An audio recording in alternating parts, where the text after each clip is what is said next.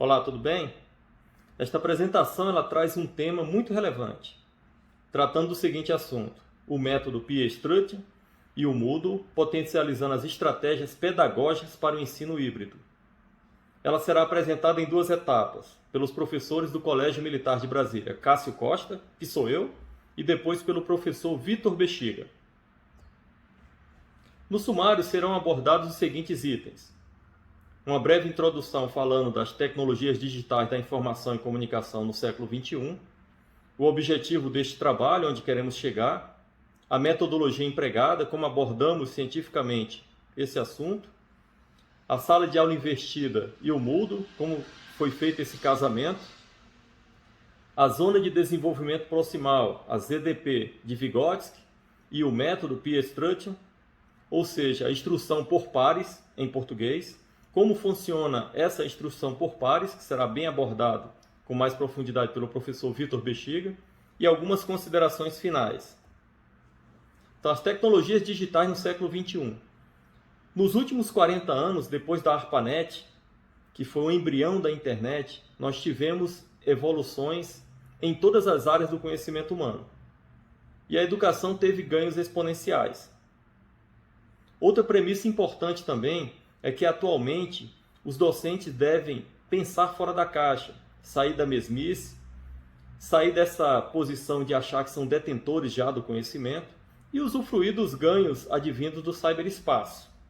E ainda como ponto de reflexão, os cenários híbridos, os blended learning ou a junção do presencial com a distância requerem cenários sustentáveis, duradouros, criativos, de aprendizagem e conectividade.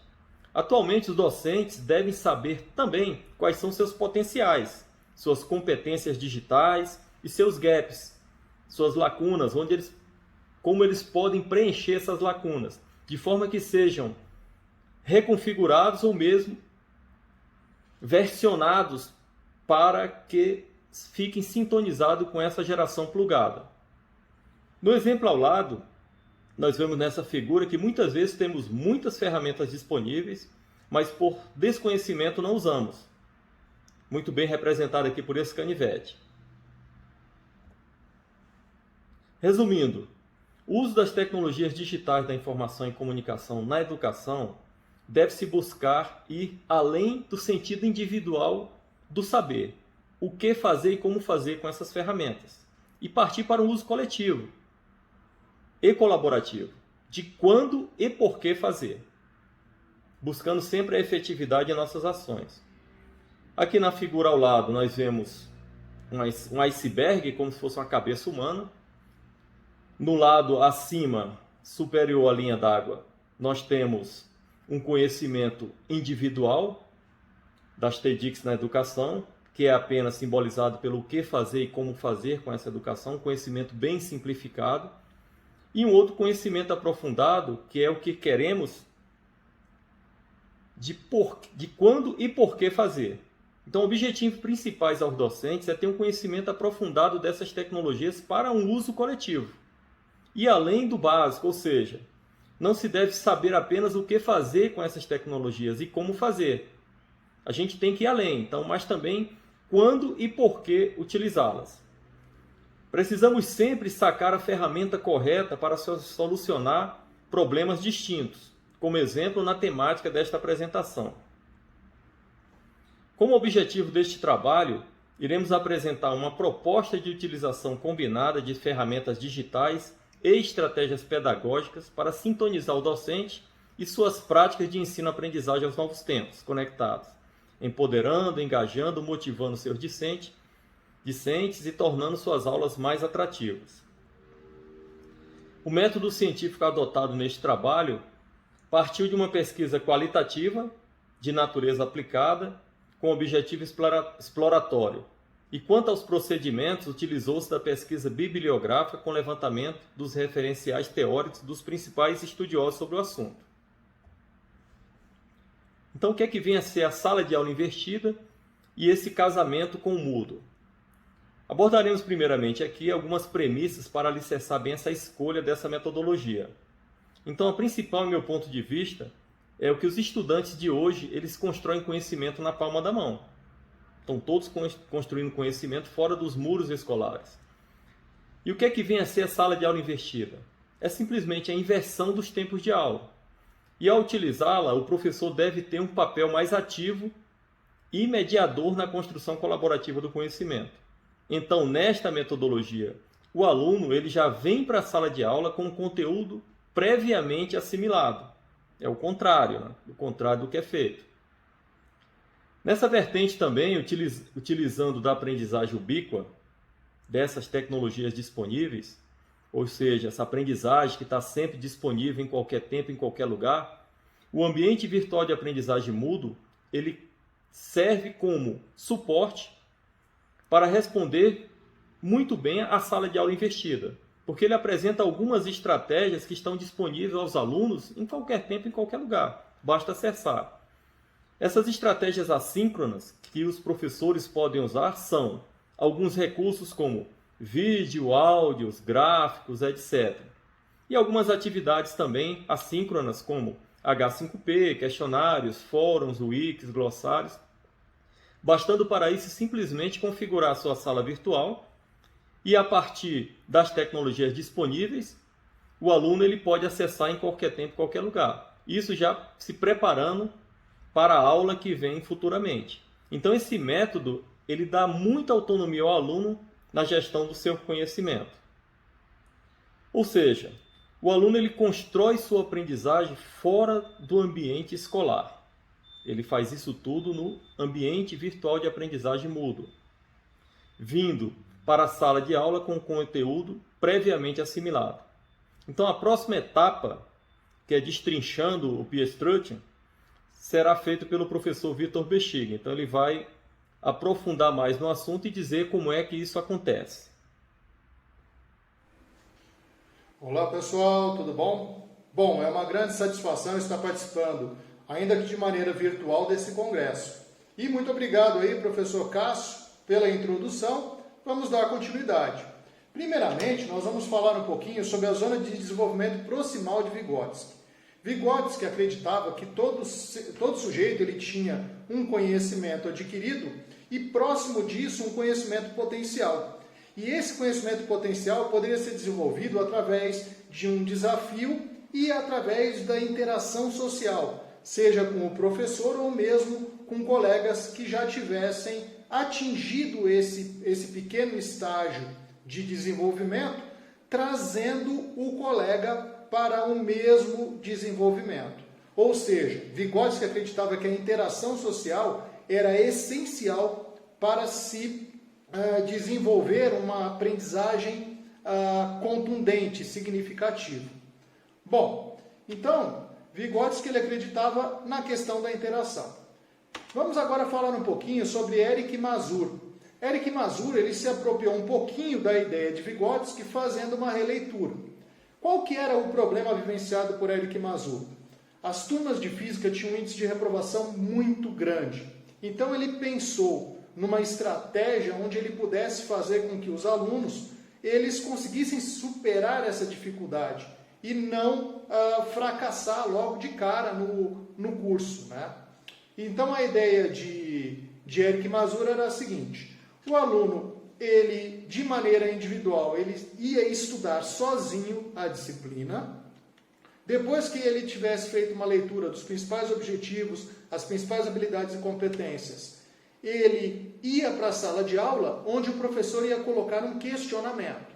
Dado esse questionamento, os alunos eles respondiam o que eles achavam que era a alternativa correta, baseada naquele estudo prévio. O sistema tinha um sistema de controles remotos que captava a resposta desses alunos e Eric Mazur tinha acesso para saber quem acertou e quem errou. Então, o que ele fazia? Quando ele acessava essas respostas, ele verificava, por exemplo, que determinada pergunta, 50%, 60% da sala errou a questão. Então, ele dava um tempo para que os alunos, em pares, fizessem uma interação. Por isso que o nome dessa estratégia é a instrução em pares. Durante um tempo, 5 a 10 minutos de discussão, um aluno tentava, debatendo com outro aluno, ia explicar por que o colega estava errado, qual foi a ideia alternativa que não permitiu que ele acertasse a questão. E dado esse tempo de discussão, Eric Mazur ele refazia a questão. E refazendo a questão, ele verificava que aumentava o índice de acerto da questão. Então quer dizer que um colega ajudava o outro a entender o que ele estava errando. E o sistema Plicker seria uma releitura da ideia de Eric Mazur. A ideia do Plicker ele é substituir o controle remoto, que era um pouco caro e um pouco também enrolado, cheio de fios e precisava de uma estrutura tecnológica maior para a sala de aula. O Plicker nada mais é do que um sistema onde você cadastra a sua turma previamente, utilizando o computador ou até mesmo o celular, e cadastrados os alunos, o professor ele vai ter que imprimir um QR Code para cada aluno.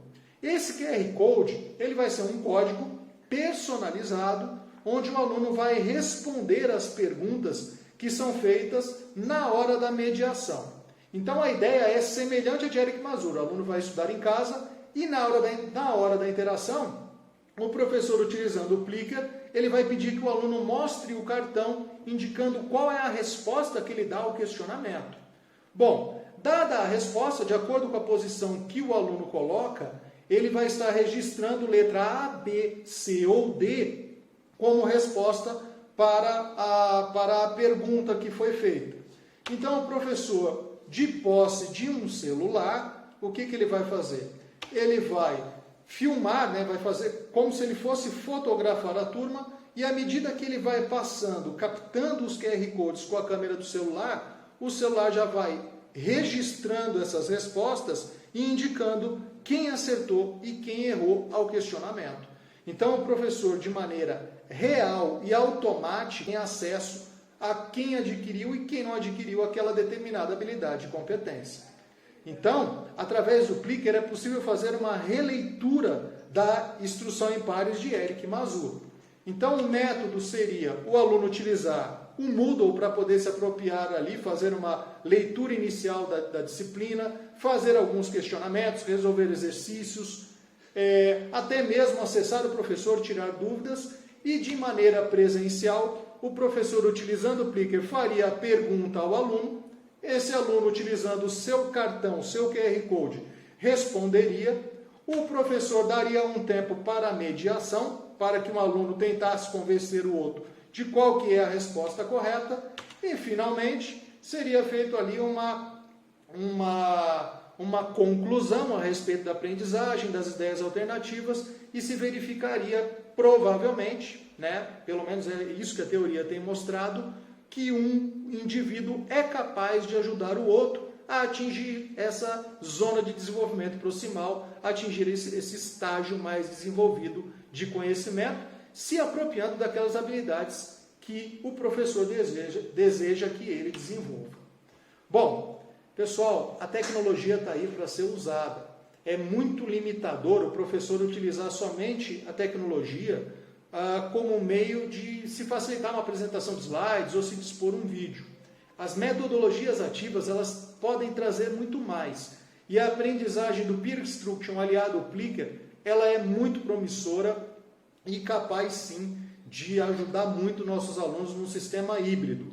Uma parcela EAD, onde ele vai adquirir as habilidades, e o presencial para o professor verificar aquilo que ele conseguiu ou não. Tá certo? Então é usar a tecnologia para poder levar aí o nível de conhecimento e a capacidade de gestão do professor e de interação a um nível mais elevado. Bom, foi uma grande satisfação. Como diria o ditado, o provérbio africano, se quiser ir rápido, vá sozinho, se quiser ir longe, vá em grupo. E é um convite para que vocês aí se juntem a nós, utilizem as habilidades e competências do século XXI e nos tornarmos professores mais tecnológicos. Tá bom? Então foi uma grande satisfação. Sou o professor Victor Bexiga. O professor Cássio já falou com vocês. Até uma próxima e quem sabe, se Deus quiser, de uma maneira presencial, vai ser uma grande satisfação a gente estar podendo trocar ideias. Tchau!